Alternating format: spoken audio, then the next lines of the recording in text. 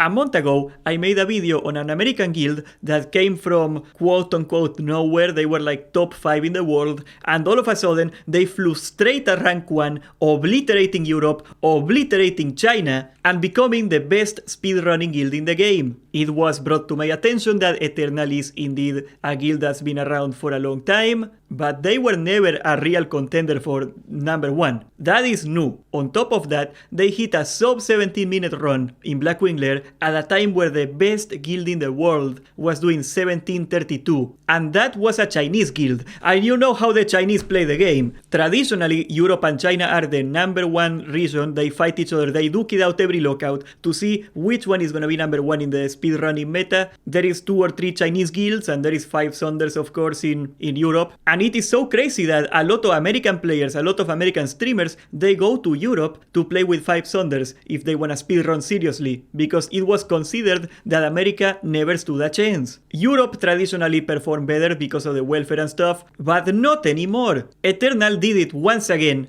Get this, look at this. 10:59. They got a sub 11-minute clear in Blackwing Lair. And on top of that, they did a huge FU to Europe, a huge FU to China, because all those guilds never upload, never stream their speedrunning. They never do it. They have a lot of guidelines about keeping their strategies secret, so we never figure out what they are doing, which I think is kinda lame. I mean, it is not against the rules. These guys, they are so confident in nobody being able to take them over now that they are literally uploading their entire run. No cheating, no shenanigans, everything caught on tape. We are gonna leave a link in the description to ATD for uploading this video, and I want you to give them a lot of love, because this is something not common, and this is something that has to be appreciated if we wanna see more stuff like this. My guess is Eternal is trying to recruit more people and to demonstrate their dominance, to capture all those high-end players, especially a lot of American players that play on EU because they wanna play seriously. They wanna make a message. You can play in NA and you can succeed. That's the message. But very well, let's look at the run. The run is gonna start after Razorgore got all the eggs. They are going for a Warcraft logs run, and Warcraft logs only considers the start of the fight, the start of the log, I mean, the time the first boss is pulled. So Razorgore would be like 5 more minutes overall. Keep that in mind. Razorgore sucks. Even if your guild is awesome or your guild sucks, it's gonna take the exact same amount of time to kill Razorgore. It takes forever. One thing that you can notice, they are not unbound. They preserve their buffs until Razorgore dies. I am not sure why they are doing that. It feels a little odd because they are killing the raid in 10 minutes, right? It's not gonna make a difference. Their buffs are not gonna run out. But very well, they pulled all the techies very quickly. So far, very standard. So far, very normal. Maybe they do a lot more damage because they got 23 warriors in here. Yeah, that probably has something to do with that. And look at that, 6 priests. Remember when I made my video on the best composition and people made fun of me because they said it was stupid? Here it is!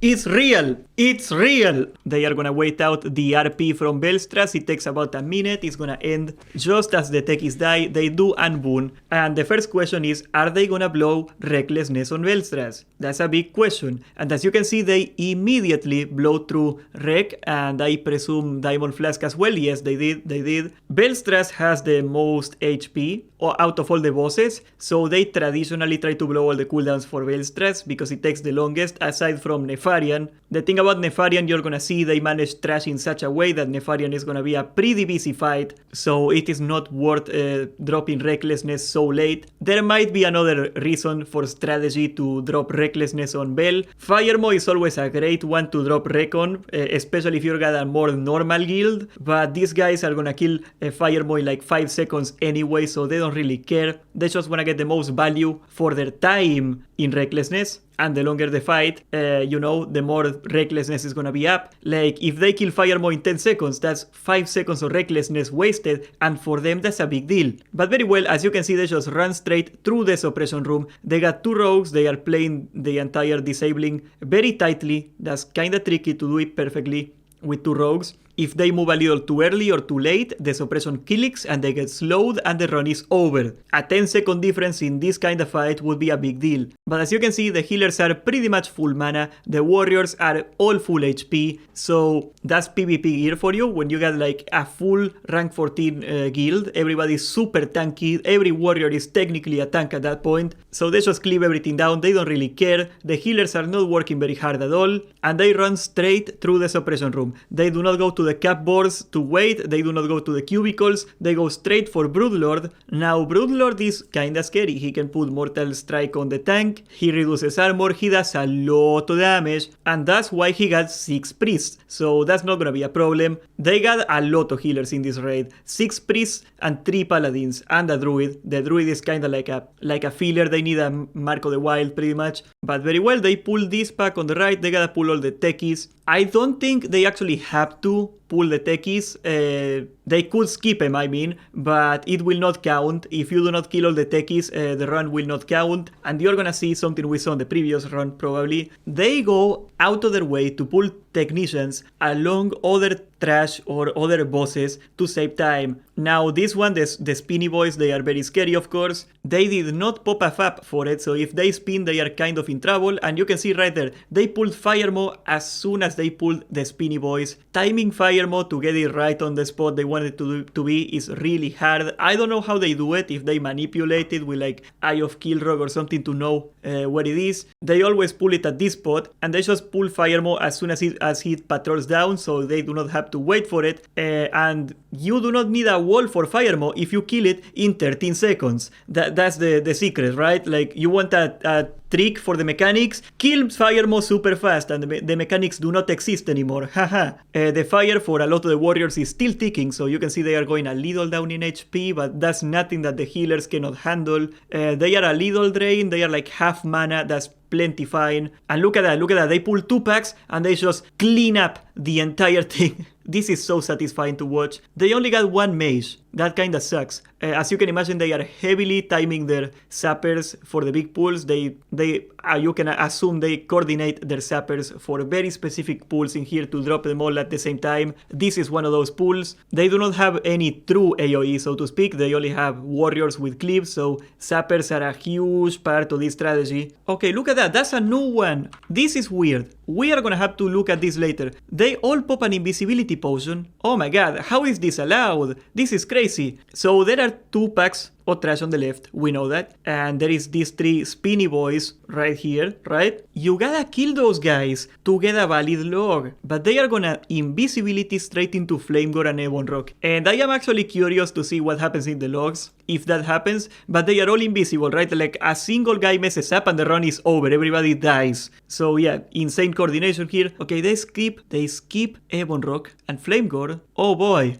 Are they going straight to Chromag? Are they gonna try to pull Chromag along trash or something? My god. Okay, they pull Chromag, they skip straight into Chromag. Chromag is a little nasty with the breaths and stuff. I don't know if they are gonna tank it or they are gonna try to dodge it. One thing that gives it away here, they changed into the Onyxia Scale Cloak already. So that means that they plan to pull one of the bosses without breaking combat. Because if they were to break combat, they would equip it later, right? It's a loss of like, I don't know, 23 strength or whatever the KP is. So that is very interesting. Death Wish is still on cooldown from Fire Mo, right? Okay, they are gonna avoid the breath. They are not gonna do any stupid stuff like that. That's pretty normal, just really fast. Their cooldowns are not up, so they are saving their cooldowns for the next pull. I think they are gonna go for a crazy Ebon Rock and Flamegore.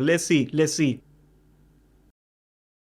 Okay, they pull all the spinny boys. Does Flamegore in actual vanilla, does it not spawn with Ebon Rock? I am confused. Like, in Sod we used to pull both of them at the same time. I just assumed that it was possible to do it here, but nobody did it because it was stupid. Maybe it spawns later and you cannot clip both of them down? I am not sure now. Okay, so that's Flamegore. Yeah, where is Ebon Rock? They kite Flamegore to Nefarian Room. Okay, they pull more of the spinny boys. Oh my god, it just hit me. They started the Nefarian RP. What the hell? Somebody went to Nefarian room, pulled them, because after Chromagus dies, even if you do not kill Flamegore apparently, the gate opens anyway. They had somebody run to Nefarian room and pull the trash, and I am guessing here, feign death or actually die or something like that, so all the trash will go to the other side. How is this possible? You can see here the mage and the druid are not in range, so it is probably one of them that went out and pulled the Nefarian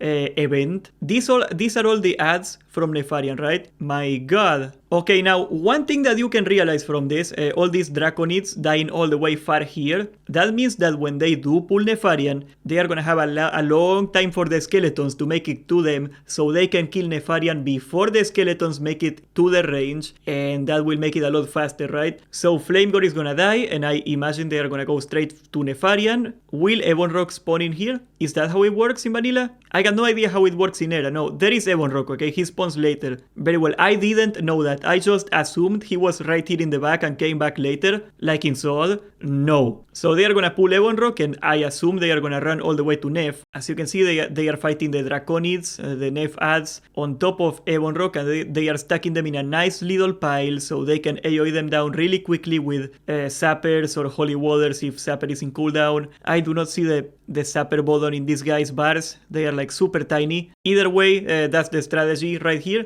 And now, okay, so if they kill Nefarian now, the log should count, except they are missing 3 trash packs or 2. They are missing 2 technician pulls. They are pulling one of them right now. That's the Spinny Boys. And Master Elemental... Oh yeah, that's the Goblin, I see. So they are still missing the technicians. They are probably gonna pull the technicians along Nefarian, but I am not sure. And you can see they are intentionally holding off from killing the mobs in the back here, the last ads, because the second all the ads die, Nefarian drops, right? So they wanna have Nefarian drop after they kill all the trash in here, otherwise that's gonna be a problem. Very well, I expect something like a hunter to... How do they get to Nef though? Is Nefarian gonna run to them? Oh my god, this is new. I never seen this before. Okay, Nefarian should drop down any minute. Is he gonna reset? Okay, that's Nefarian. Oh boy, that's tight. This is giving me claustrophobia right here. Oh my god. Fighting Nefarian like this. Okay, they do not even go to Nefarian room anymore. That's a lot of walking actually. A lot of walking that they are skipping. So that could be actually like a